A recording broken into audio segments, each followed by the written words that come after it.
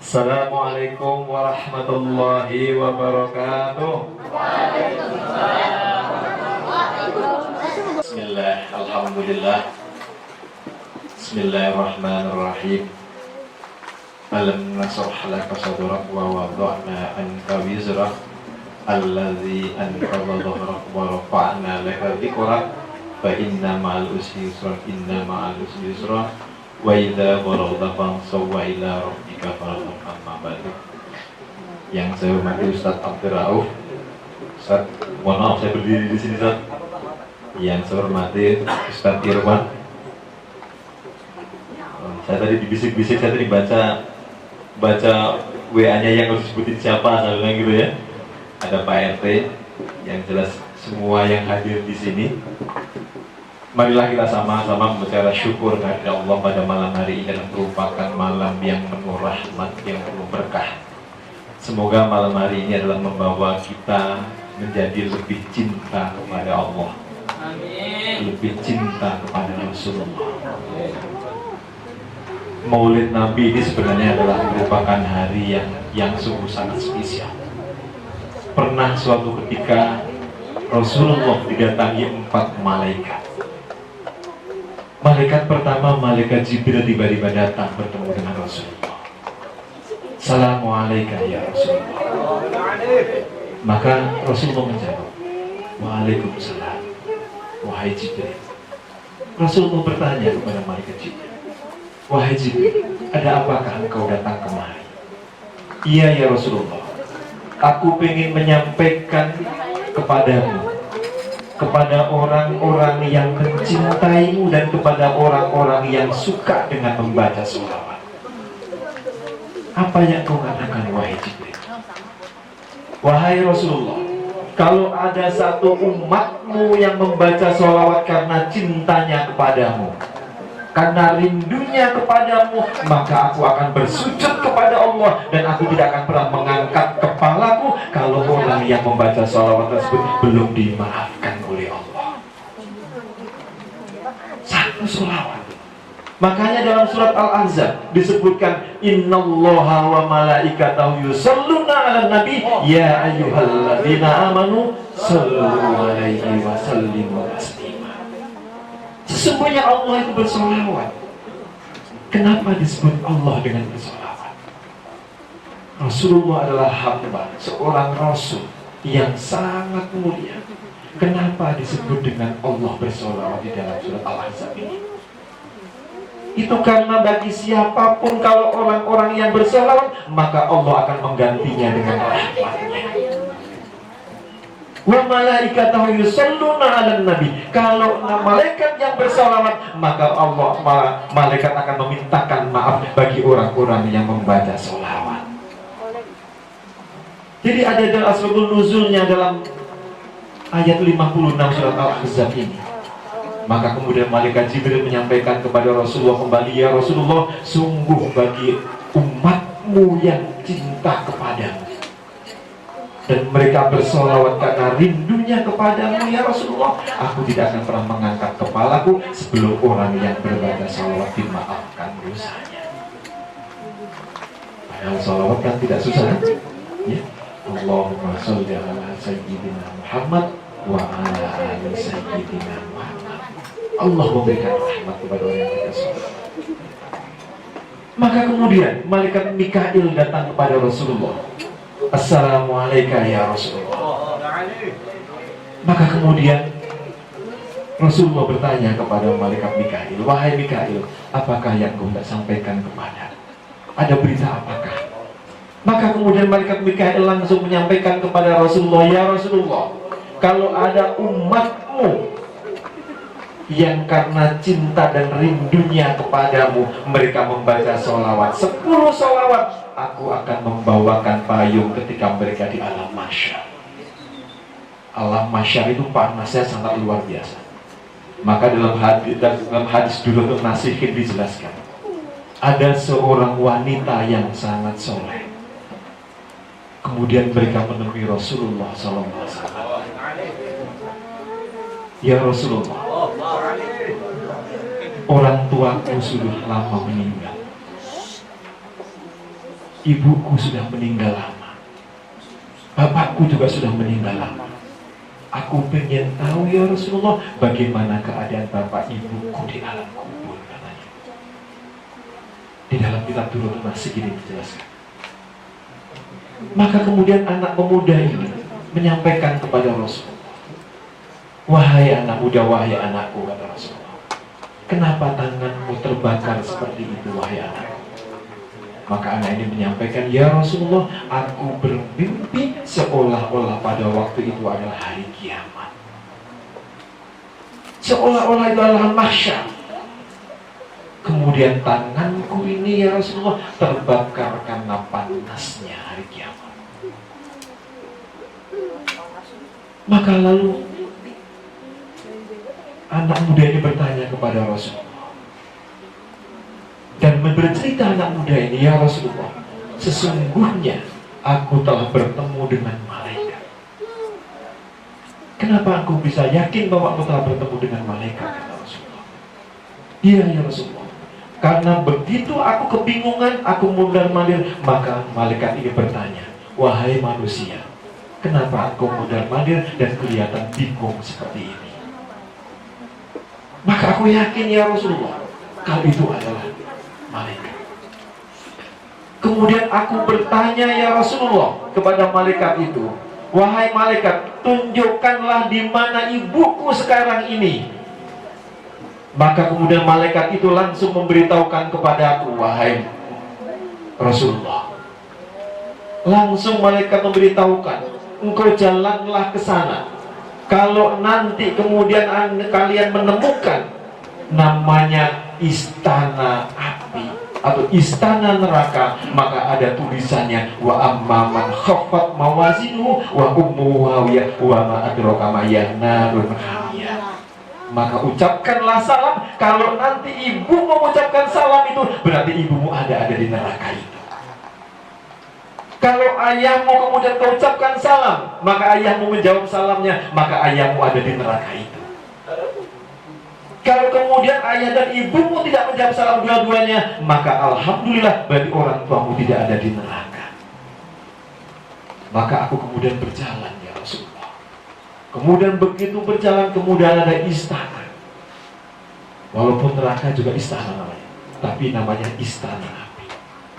Bahkan dalam riwayat itu hadis dijelaskan, apinya itu api kau sangat panas, bahkan sudah dibakar 1000 tahun. Itu warnanya menjadi merah.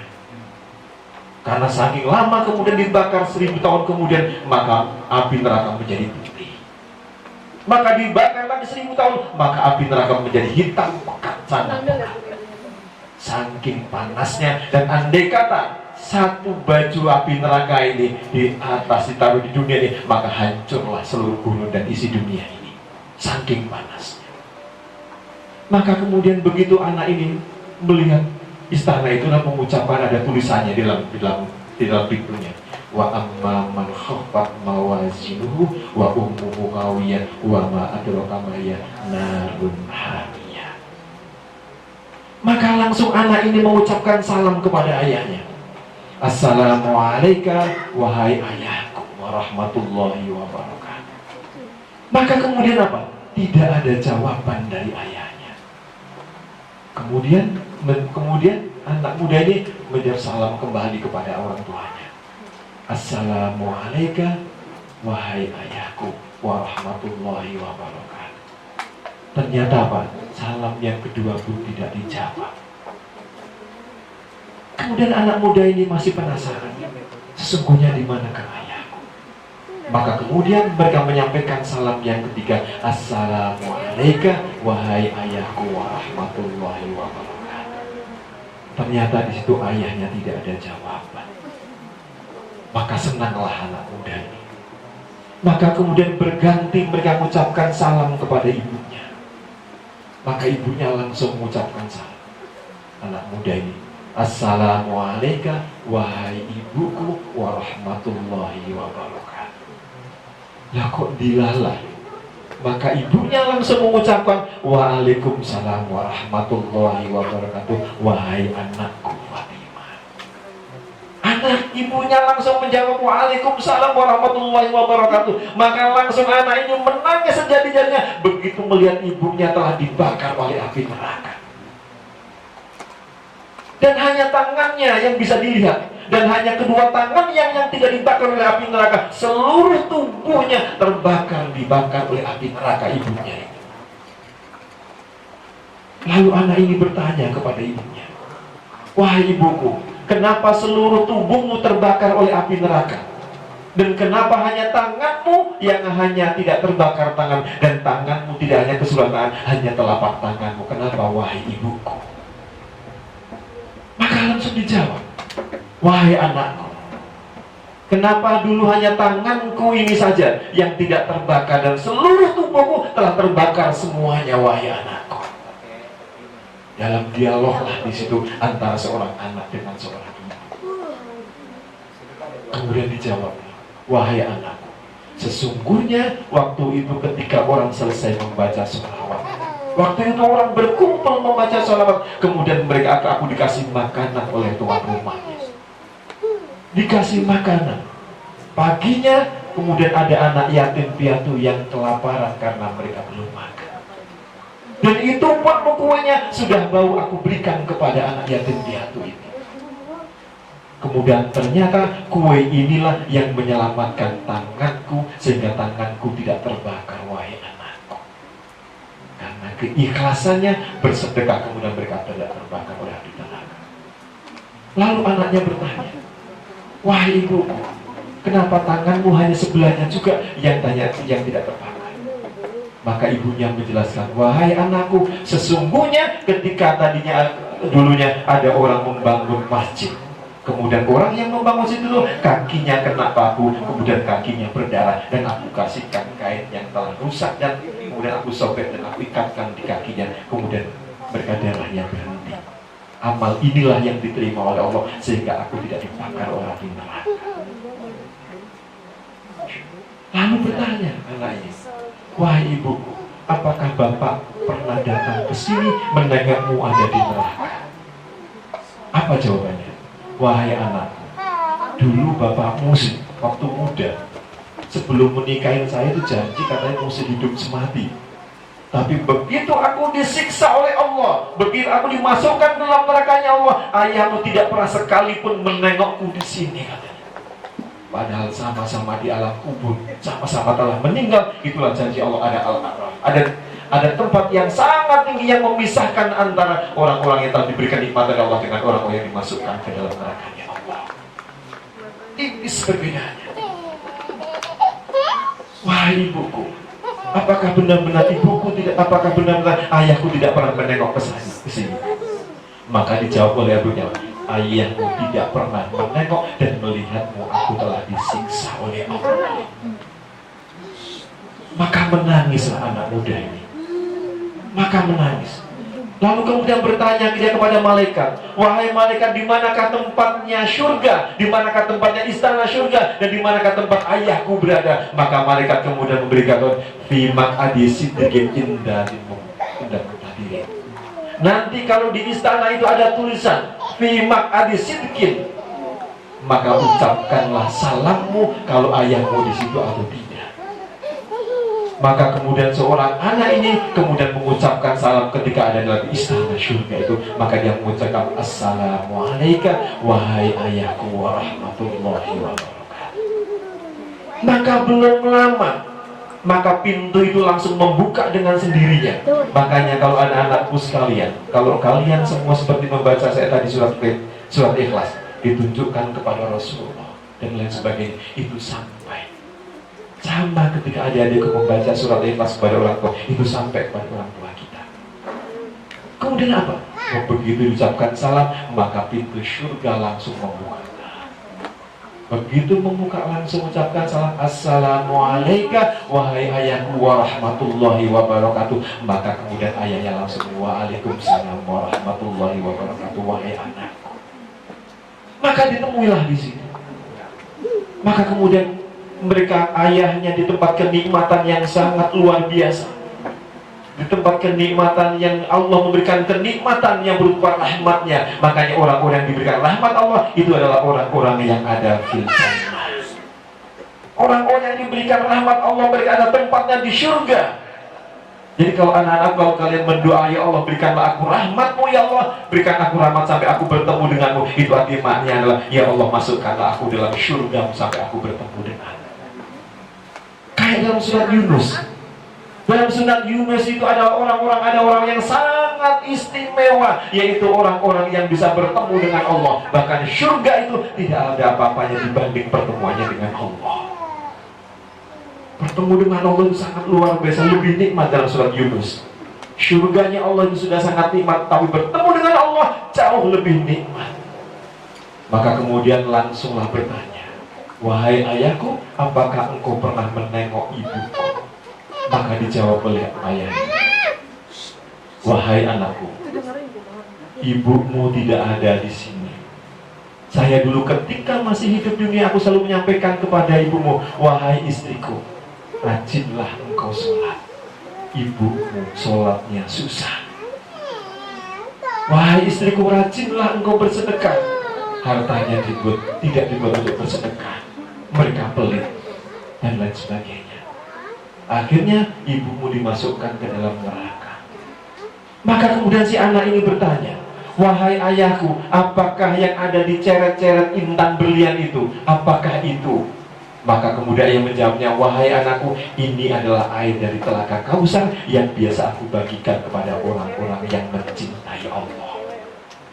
Ini air dari telaga Kausar bagi orang-orang yang selalu mencintai Rasulullah dan orang-orang yang selalu bersolawat kepada Rasulullah. Aku selalu membagikan air ini kepada mereka, wahai anakku. Ini adalah air yang biasa aku bagi. Ini adalah air yang biasa aku bagi pada orang-orang yang mencintai Allah, orang-orang yang merindukan Allah, dan orang-orang yang ingin bertemu dengan Allah dengan penuh rasa cinta. Inilah air yang selalu aku bagi, wahai anakku. Jadi nanti kita di hari kiamat itu nanti akan meminum air dari minum telaga Kausar yang sekali minum tidak akan pernah haus sampai kita bertemu dengan Allah. Maka kemudian dia bertanya, wahai ayahku, kemudian air yang itu air apa? Itu juga air telaga Kausar yang biasa aku berikan kepada orang-orang yang banyak bersolawat. Ini biasanya air yang aku berikan kepada orang-orang yang ahli sedekah.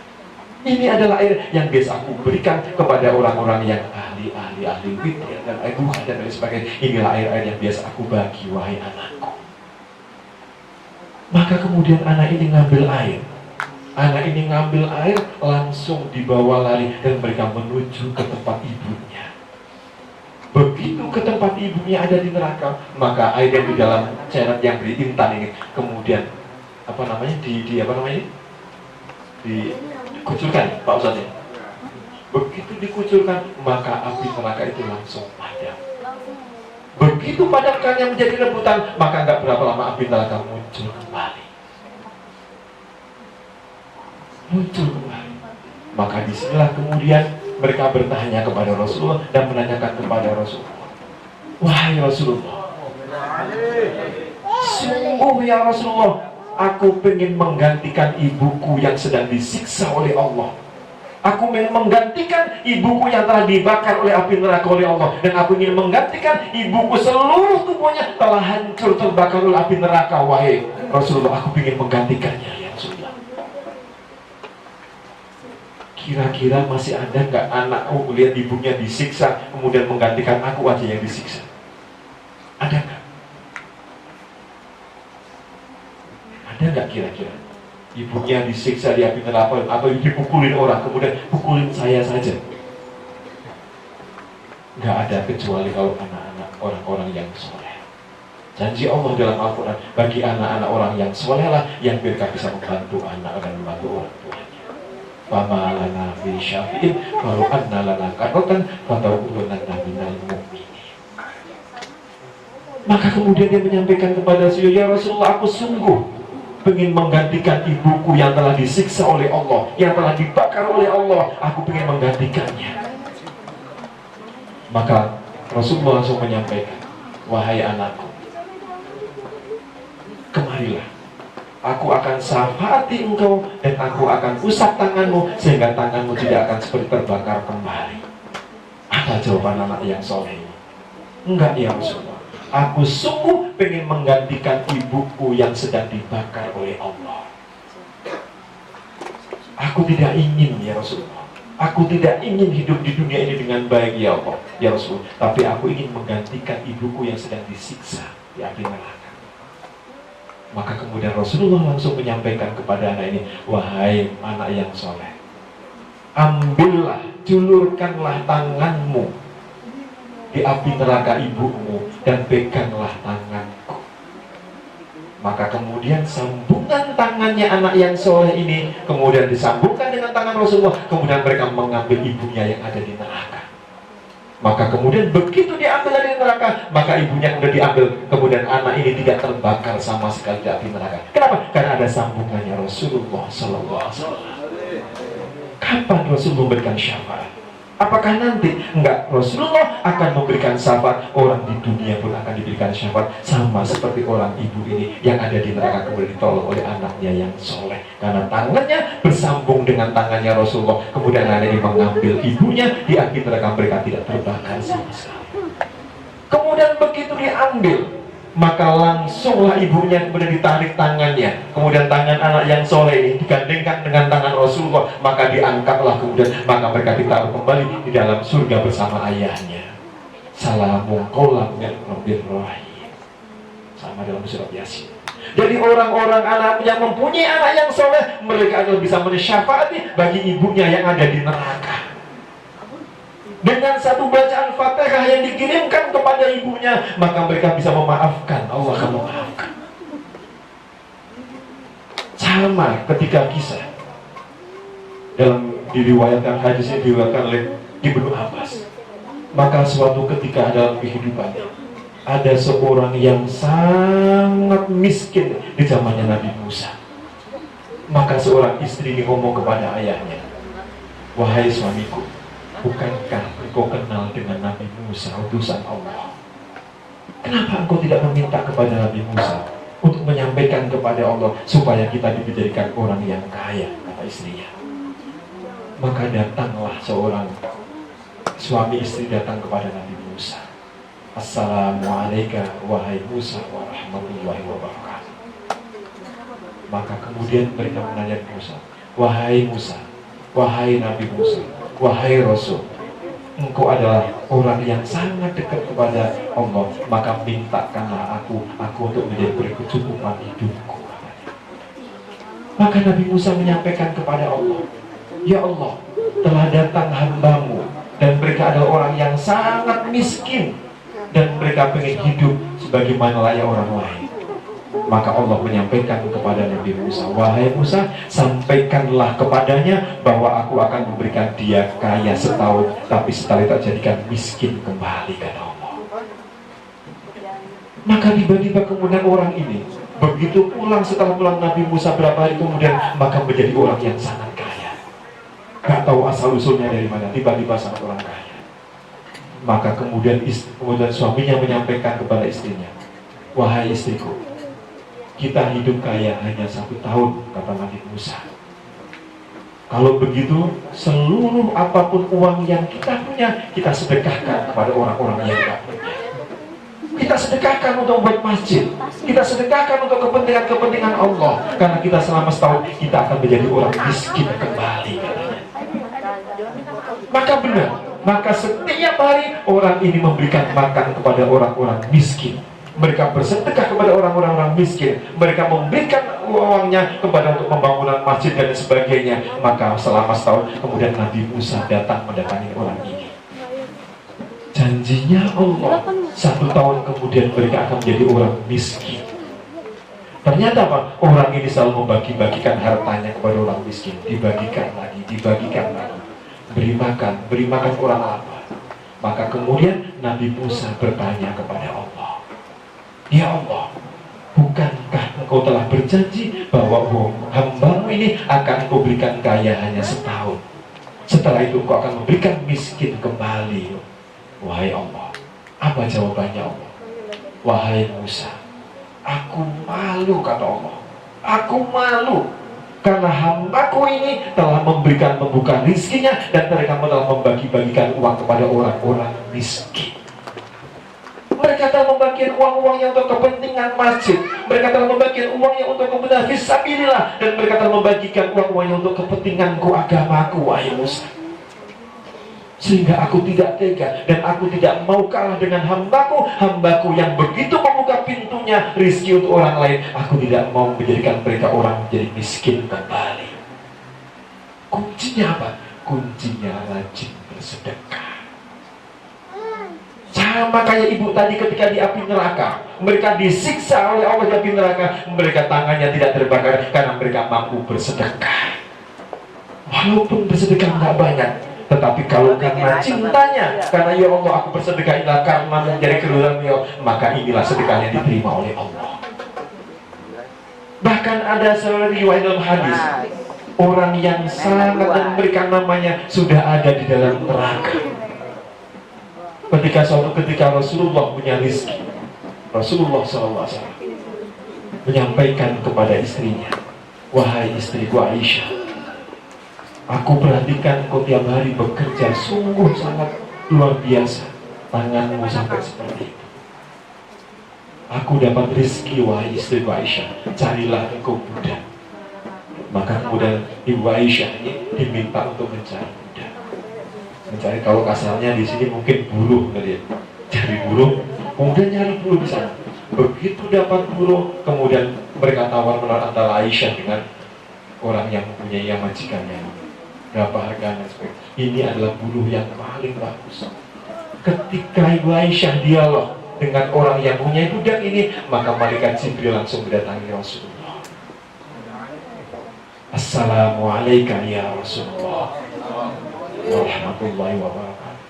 Maka disampaikan kepada Rasulullah, wahai Rasulullah, nanti kalau budak yang dibeli oleh istrimu Aisyah datang kemari, datang ke rumah ini, jangan engkau masukkan dalam rumahmu, wahai Rasulullah. Gak boleh dimasukkan dalam rumahnya. Maka langsung ditanya, kenapa wahai malaikat Jibril engkau mengatakan jangan masukkan ke dalam rumahku, dan engkau cukup mengatakan terimalah di teras ini? Maka malaikat Jibril mengatakan, iya Rasulullah, karena nama dia sudah ada di neraka. Dan dia menjadi ahli neraka ya Rasulullah. Jangan engkau masukkan ke dalam rumahmu, karena dia adalah ahli neraka. Gak dimasukkan. Maka kemudian Aisyah datang membawa budak ini betul dan kemudian bertemu dengan Rasulullah. Ternyata Rasulullah tidak mengajak masuk ke dalam rumahnya.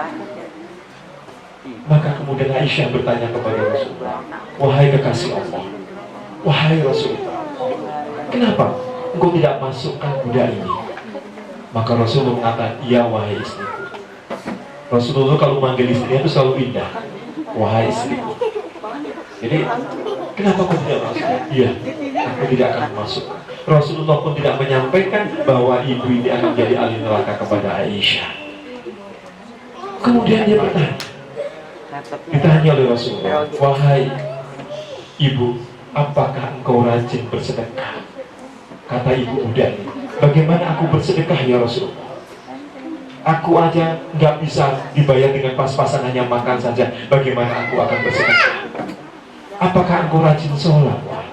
Budak, bagaimana aku rajin sholat? Aku ini budak, majikanku tidak memberikan waktu kepadaku untuk sholat. Bagaimana aku bisa melakukan ini wahai Rasulullah? Apakah engkau adalah orang-orang yang rajin ke tempat ibadah? Bagaimana aku tempat rajin ya Rasulullah? Aku adalah seorang budak yang tidak mungkin aku melakukan hal-hal yang rajin kepadanya. Maka kemudian Rasulullah memberikan kurma kepada orang ini. Diberikan kurma hancur, diberi kurma, kemudian mereka pulang. Kemudian Rasulullah menyampaikan, sudah aku makan dan tinggal sedikit, apakah engkau mau wahai ibu? Maka dia langsung mengatakan, enggak apa-apa, kurma itu walaupun sedikit, aku juga menerima karena aku belum makan, katanya. Maka kurma itu diberikan kepada seorang yang sangat tua ini. Begitu diberikan, mereka ingat, ya Allah, aku bersedekah ini karena aku meniru Rasulullah kekasih. Ya Allah, aku bersedekah ini kurma ini karena diberikan oleh Rasulullah kekasihmu ya Allah, dan aku mencintai Rasulullah ya Allah, dan aku bersedekah karenamu ya Allah. Maka kemudian bersedekah dan langsunglah malaikat Jibril mendatangi Rasulullah SAW.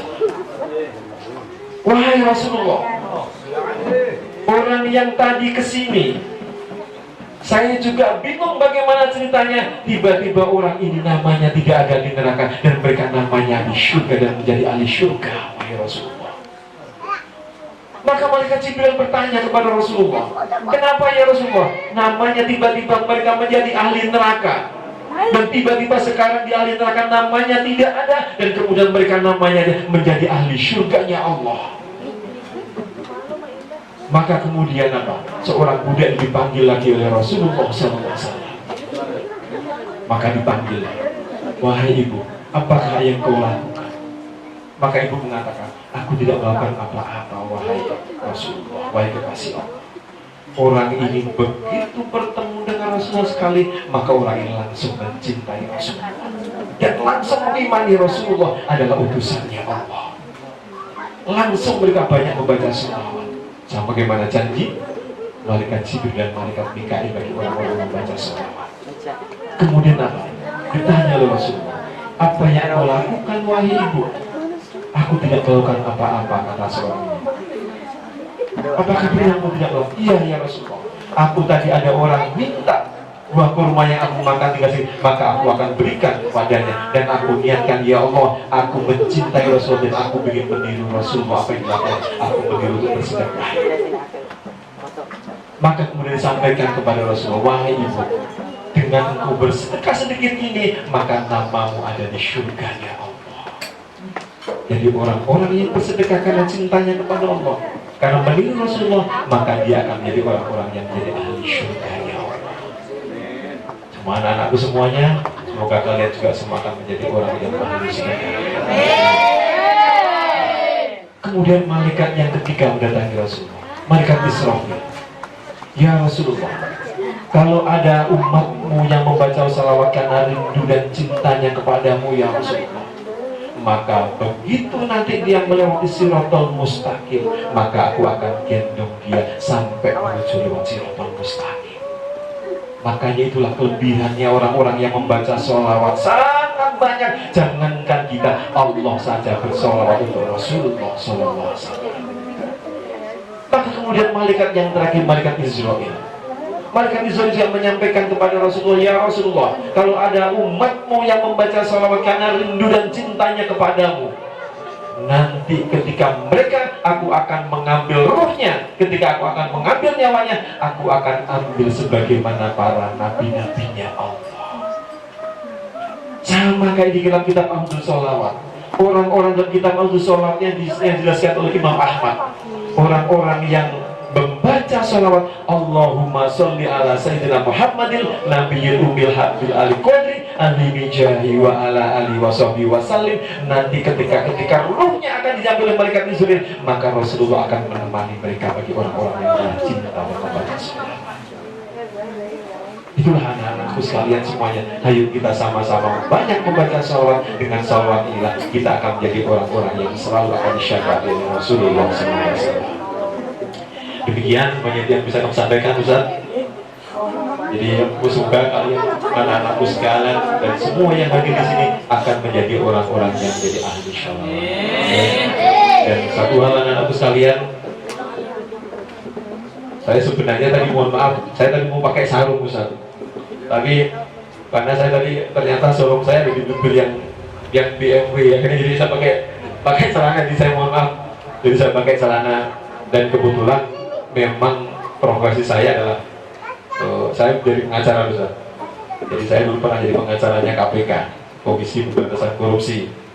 Saya dulu pernah jadi pengacaranya Mahkamah Konstitusi ketika ada kasus Pak Zainal Abidin Hussein. Dan saya dulu sebenarnya sama kayak kalian anak-anak sekalian, saya dulu pernah di pondok dan bersyukur sekali walaupun saya pernah di pondok, saya bisa kuliah di Universitas Indonesia juga. Jadi sebenarnya MA itu bukan gelar, MA itu adalah nama orang tua saya sebenarnya. Kenapa saya suka dengan nama orang tua yang selalu saya bawa daripada gelar yang ketika saya sekolah jauh-jauh misalnya? Karena bagi saya pengabdian dan cintanya orang tua tidak akan pernah kita bisa balas apa-apa. Kebaikan orang tua tidak akan pernah kita bisa balas apapun itu. Makanya anak-anakku sekalian, ketika kalian semua yang besar orang tua, maka cintai dan hormatilah. Maka sama seperti ketika ada seorang hamba yang soleh meminta kepada Allah, ya Allah, jadikanlah anakku di surga nanti bersama Nabi Musa, ya Allah. Maka doa orang ibu ini tiap malam berdoa, ya Allah, jadikan anakku di surga nanti bersama Nabi Musa. Tiba-tiba Nabi Musa datang ke rumah ini, dan begitu melihat orang tuanya selalu begitu diperhatikan, mulutnya tidak pernah berhenti berbicara atau bertasbih. Kemudian ditanya oleh Nabi Musa, wahai ibu, aku perhatikan engkau begitu terus-menerus mulutmu tidak berhenti, apa yang kau lakukan? Maka ibunya ini ngomong kepada Musa, wahai si fulan, karena dia tidak tahu ini adalah Nabi Musa, aku hanya meminta setiap hari, ya Allah, jadikanlah anakku di surga bersama Nabi Musa. Kenapa orang tua ini berdoa ini? Karena kebetulan orang tua ini sedang sakit, anaknya ini dengan baik merawat orang tuanya yang sedang sakit. Karena keridhaan orang tua inilah orang tua kemudian meminta kepada Allah, ya Allah, jadikanlah anakku di surga bersama Nabi Musa. Maka kemudian Nabi Musa diperintahkan oleh Allah untuk datang ke rumahnya orang ini. Itulah doanya. Akhirnya apa? Inilah dijawab doa seorang ibu, kemudian seorang anak ini menjadi ahli surga bersama Nabi Musa. Anak-anakku sekalian, wahai orang tuaku dan orang-orang tua semua, maka doakanlah anak-anak kita menjadi orang-orang yang bersama Rasulullah di surga kelak. Amin. Dan semoga kita semuanya menjadi ahli sholawat. Kita menjadi ahlul baitnya Rasulullah. Kita menjadi ahlul Quran. Kita menjadi ahlullah dan menjadikan ahli-ahli kebaikan dan yang lainnya. Demikian yang bisa kami sampaikan. Kurang lebihnya saya mohon maaf. Wabillahi taufiq wal hidayah. Assalamualaikum warahmatullahi wabarakatuh. Waalaikumsalam warahmatullahi wabarakatuh.